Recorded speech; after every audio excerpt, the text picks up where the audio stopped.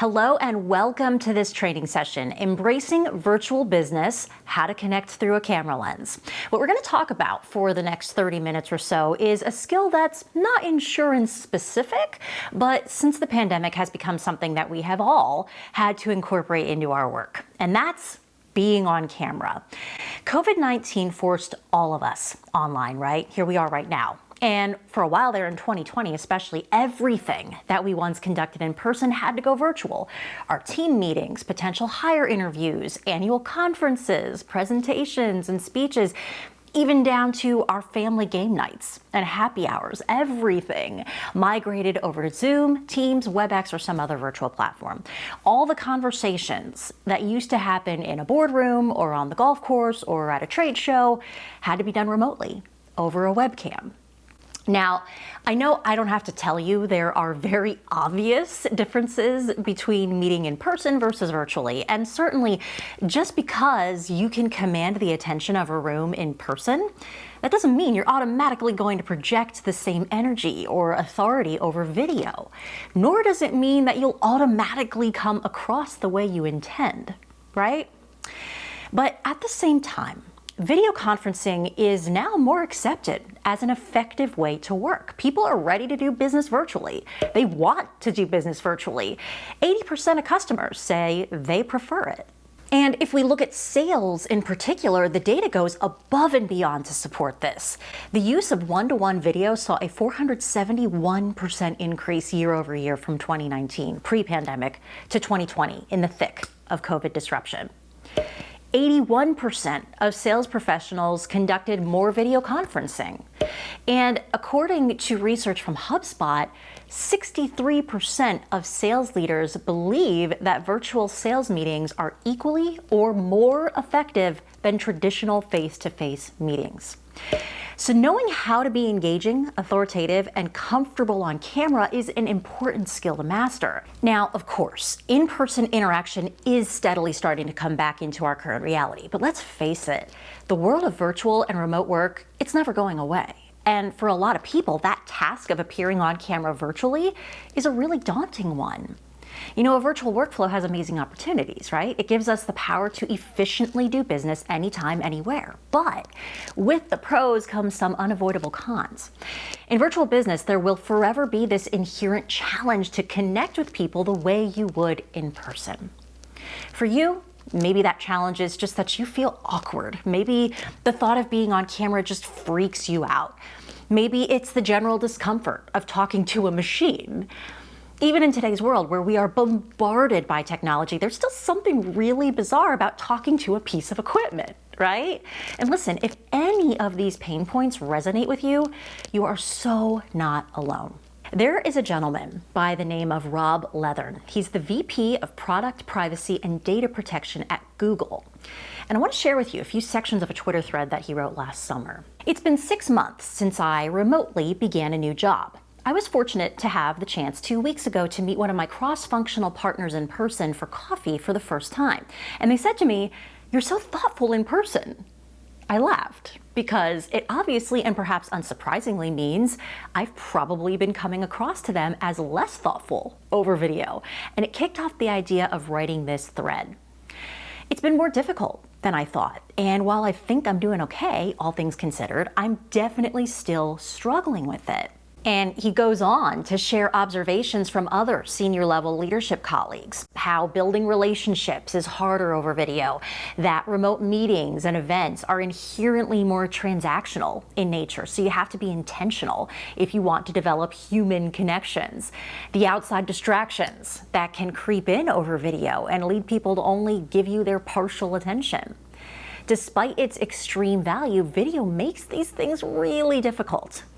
But those difficulties really are the basis of this training. To answer questions like, how do you make sure your message translates in a virtual setting? How do you connect with people when you're not in the same room? When you can't look them in the eye? When that nuance and tone that you normally have with in-person interaction can't be set? How do you connect with someone through a camera lens? Well, here's the good news. By the time this training is over, you are going to walk away with 3 specific keys to looking professional, polished, and projecting your authority and intended message virtually through video. Now, allow me to back up really briefly and just introduce myself. My name is Fehlinger, and many of you may know me as the executive producer of NAILBA's ID Network, the host of Brokerage in Motion, as well as the MC for NAILBA's annual meeting the past 3 years. So I may be a somewhat familiar face in that regard. But I also have 15 years of TV and radio broadcasting experience, working in the top markets of the country at networks like CBS, PBS, and AccuWeather. I've also appeared as a guest on Fox News, ESPN, Bloomberg, the Big Ten Network, numerous Fox regional sports networks, and many others. Now, the bulk of that time, I worked as an on-air meteorologist, most recently on the morning show for the CBS affiliate in Philadelphia. So I woke up in the middle of the night and brought the weather forecast to a few million people every morning. Let me tell you a story about that. Picture this. It's a random Tuesday at 4:26 a.m., so roughly 60 seconds until we're live on the air. By this point, I would have chugged about 16 ounces of caffeine, so I'd be about as bright-eyed and bushy-tailed as one can possibly be at that time of the morning. The stage director gives me my cue, and I begin delivering my forecast, which is being broadcasted across the greater Philadelphia region, okay? So thousands of people are watching. But as far as my physical broadcasting setup goes, I'm actually talking to a giant piece of equipment, a studio camera with a dark blank screen because I don't use a teleprompter. Everything is ad-libbed, so it's just this black monitor, as though I'm talking into a void, which means I have to figure out a way to connect with people and engage them through that bulky, sort of menacing piece of robotic equipment.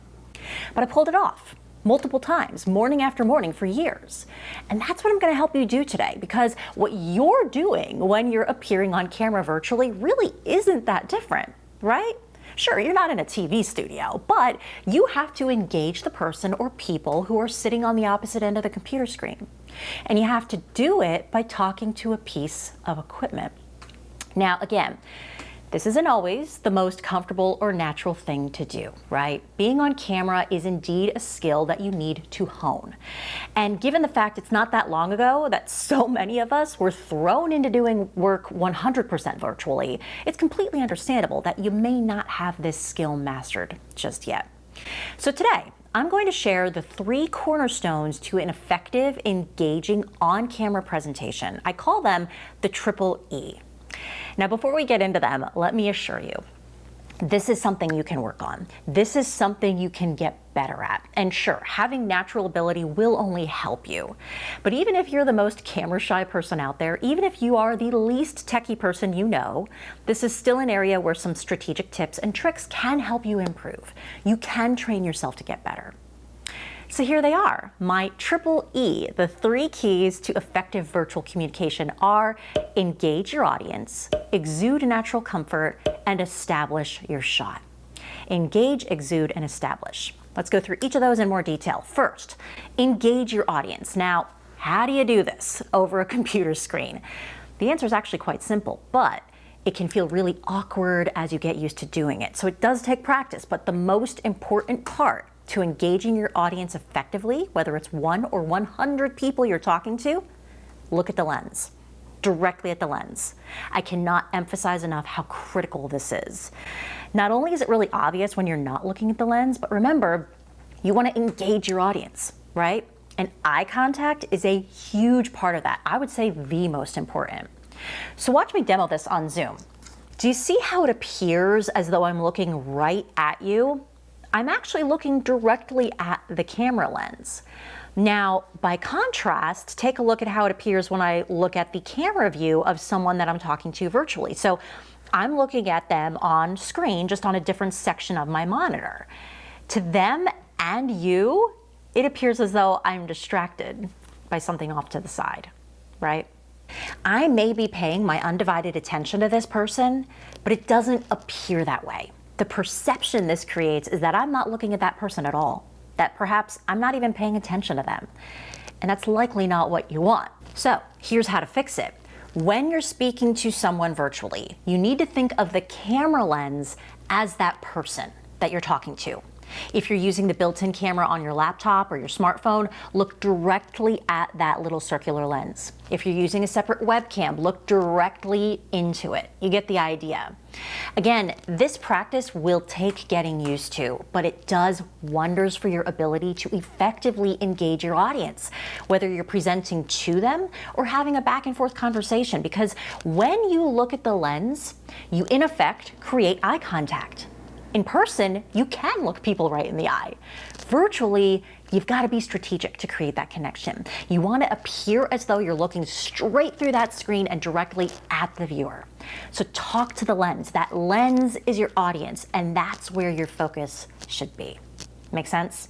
So that's engage. To connect with your audience virtually, to ensure that they feel acknowledged, to put forth your most engaged and engaging self, look at the lens. Okay, next in my triple E formula, exude, as in exude natural comfort.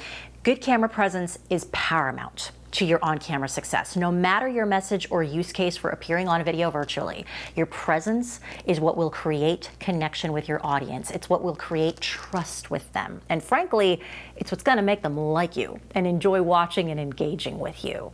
Now, as mentioned earlier, natural ability in front of a camera will only help you. But if you clam up when that little red light comes on, or you get really nervous, your palms get sweaty, you have trouble articulating, your self-consciousness is threatening to completely take over, you can work on it, okay? There are techniques to get more comfortable in front of a camera and to look more natural. Some of it is physical, some of it is mental. So let's start inside your head. So much of appearing on camera confidently is mental. And I've got several ways that you can mentally prepare and motivate yourself to appear on camera with confidence. Mental action number one, understand that the more comfortable you are, the more comfortable the viewer is going to be watching you. Have you ever seen someone on camera or speaking to a large group who was obviously nervous or terrified or shy? Did your heart go out to them? Probably. But at the same time, how did their nerves make you feel? Did you cringe a little or withdraw in your chair maybe? Did it make you feel awkward just witnessing their anxiety? By comparison, have you ever seen someone in the same scenario just ooze confidence and authority on the subject that they were talking about? How did their energy make you feel? Probably pretty comfortable, right? Your comfort will translate to the viewer's comfort, not only as they watch you or interact with you, but also their comfort in your knowledge and authority. Make sense? Okay, number two, give yourself a pep talk. This might sound silly or cheesy, but listen, no matter what you're talking about on camera, you know what you're talking about. And you should absolutely remind yourself of this. Tell yourself you got this. Tell yourself you're totally qualified and prepared to do this. Remember, your subject is your wheelhouse, and you could talk passionately about it for hours on end, right? So really own that and give yourself that boost with a little solo pregame hype. And number three, remind yourself that mistakes are okay and they're normal. Everyone makes them, everyone. In particular, if you're doing a live presentation or in any virtual setting where you haven't been pre-recorded, a flub here and there is almost inevitable. So cut yourself some slack. Give yourself some grace. It's okay to laugh at yourself. People are accepting. And I'd argue showing that genuine side of yourself makes you far more relatable and likable too. But if you're a perfectionist, the best thing you can do to be on camera flawlessly is to prep and practice ahead of time. Now, those are the mental actions that you can take to pump yourself up as you prepare to go on camera. But there are a number of physical actions that you can take as well. First, show up as yourself and wear what makes you comfortable. The last thing you want is to feel like your pants are too tight or worry about a potential wardrobe malfunction, right? Now, not saying that that means you show up in your sweatpants and bathrobe, but consider the message you're delivering, how you want to be perceived, and what that perception would look like, okay? Maybe that's business casual. Maybe it's even slightly formal. Maybe it's 100% casual. In other words, all jeans and tees all the time. But whatever it is, make sure it's something you'd actually wear and be comfortable in. You will feel so much more relaxed if you present in attire that makes you feel like yourself. Next, actually try to relax. Before you go on camera, shake off anything weighing you down and invite a chill, calm mindset in. However you've positioned yourself, ensure you're comfortable. Sit comfortably, stand comfortably. Number 3, and I know this one will sound cliche, but George Lucas once said they are cliches because they work, so smile. A simple smile actually works wonders for your on-camera presence, believe it or not. Unless your topic is somber and serious, smiling will naturally make you look more at ease, more relaxed, and way more comfortable. And your body also has a natural physical reaction when you smile to automatically give off a more comfortable vibe. It's pretty cool. Tip number 4, don't forget to blink. This seems so obvious, but when we're really nervous, sometimes our eyes forget to blink on their own. If I talk at you and my eyes never move, you're gonna think I'm nuts, or at least that I'm pretty weird and creepy, right? So remember to blink. Okay, tip number 5 is all about your posture. Now, I know I told you to relax and you still wanna do that, but at the same time, you wanna exude confidence, trustworthiness, and authority, right? And your physical presence gives off vibes. When I hunch down like this, or if I look down at the floor and I stare only at my notes and I barely make eye contact with you, how does that make you feel about my confidence and authority on what I'm talking about? Not very good, right? When we're really nervous or uncomfortable, we have this tendency to withdraw inward and physically close ourselves off. It's a protection mechanism, and you just gotta fight that. So you're sitting up and standing up straight. You're gonna lift your chin up, your shoulders are back, you're confident. You got this, right? Do you see what a difference there is in how you react to me when I present myself like this versus this? It's totally palpable, right? Now, tip number 6 is if you have an audience of more than one, and that's to speak to one person. So here's what I mean by that. Rather than getting freaked out by the thought of lots of people watching you, just picture one person that you trust and feel really comfortable and at ease around. A friend, your spouse, a parent, whomever it may be. And talk as if you're speaking directly to that person. If it helps, you can even put up an actual picture of them right by the camera. The great thing about approaching it this way is that talking to only one person will not only make you feel more at ease, but it'll actually help you build a more personal connection with your viewers because your interaction will feel more intimate. Good stuff. Okay, tip number 7 is another cliche, but it's amazing how nerves can make us forget. Make sure you breathe and pace yourself. If appearing on camera makes you really nervous, it will mess with your breath patterns. So you need to be conscious of that and intentional with your breath. So take slow, measured breaths. This will help you with some of these other tips too. You know, they'll help you relax, they'll help you behave and react like yourself on camera. And that leads well into tip number 8, which is to set your speaking pace to a level that people can follow and understand. You don't want to talk too fast or too slow. You don't want to speak at warp speed like the Micro Machine guy, nor do you want to speak so slowly that you start to resemble Ben Stein and Ferris Bueller. In both cases, you run the risk of losing people's attention. So find that happy Goldilocks style medium where your rhythm feels and sounds natural. So those are the mental and physical actions that you can take to help you exude natural comfort on camera. Third in my EEE formula is establish, as in establish your shot. In other words, how do you create a camera view that's both aesthetically pleasing but not distracting? You actually only need a few easy to implement tweaks to your setup to go from this to this. Now, you don't have to look like a 60 Minutes interview, but I know you've seen this before. The person in the Zoom meeting who is clearly looking down at the camera, creating what I call the Frankenstein effect, or the really dark camera angle that's so poorly lit you can barely make out the person talking, or the person who sounds like they're in an echo chamber, or the person whose background is so busy with a TV on and traffic out the window, their dog's photobombing their shot. Look, this is life. This is what happens when we're doing business virtually. And this is absolutely not about shaming the people that show up with shots like this. And of course, when you're in a rush, you just need to hop on Teams or Zoom for a quick catch up with someone or your team. You don't have to show up with a perfectly framed, gorgeously aesthetic shot. But when it matters, when you're delivering a presentation, when you're on with a client, when you're conducting an interview or being interviewed, when you need to be the focus, not your poorly lit, difficult to hear, strangely framed shot, simple tweaks to your setup can make or break whether your shot is flattering or looks nothing like the real you. And more importantly, it can determine whether people will pay attention to you and what you're saying. So, there are 4 specific areas you should have covered as far as your shot, your camera view is concerned. And those 4 areas are your camera angle, headroom, lighting, and background. So let's break all of that down. Okay, camera angle. Generally speaking, you want to point your camera straight at or tilt ever so slightly down towards yourself. Let me say that again.